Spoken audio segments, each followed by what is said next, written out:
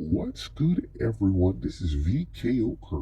here with another astrological interpretation. Today, we're going over the sun in the first house, what that means, what that represents, what that's about.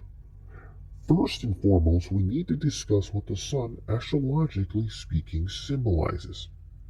And the sun typically denotes what is a person's identity, their unequivocal ego, so to speak, and the progression through which the theme of the polarity of the sign and house the sun happens to be embodying at a given time solemnly represents. The sun shows us areas where the spirit is learning to be independent and mostly should learn to be most independent, where he or she should fulfill his or her utmost potential and differentiate themselves from others and shine and ascend, soaring through the clouds, so to speak, being that guy, that girl, that they, them. The position of the sun may tell us which profession would best suit the character of the respective individual in question, or whoever happens to be up for analysis. The first house, astrologically speaking, is the house of self. It is the most personal and most powerful house in one's chart, for it symbolizes the innate mannerisms, the outward demeanor and behavior, one's likenesses and dislikes. The first house reveals both the way you represent and present yourself to others and the way that the outside world will naturally perceive you without knowing anything about you. The first house often dictates your physical characteristics, and especially your head and facial features. The first house has also been denoted as the house of self interest.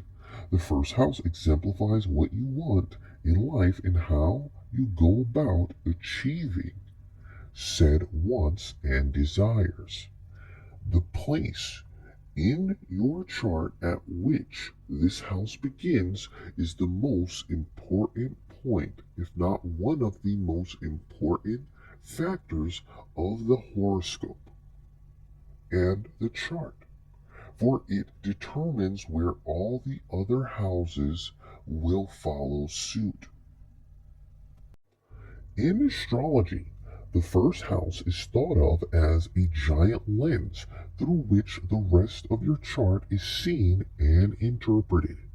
In the same capacity, the one may look into the scope of another's eyes and see the inner mechanisms through the lenses of that who they are gazing upon's eyes, depicting a story unspokenly and getting a general feel for the person in question's energy via the silent or this silent yet subtle communication. It is in this same capacity, this analogy that I portray, that the world at large interprets us through the emanation of one's respective first house.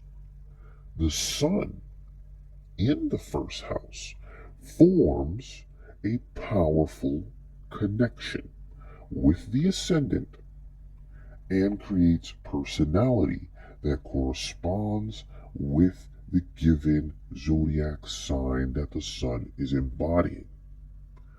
The sun in the first house gives this individual a sense of identity and self confidence.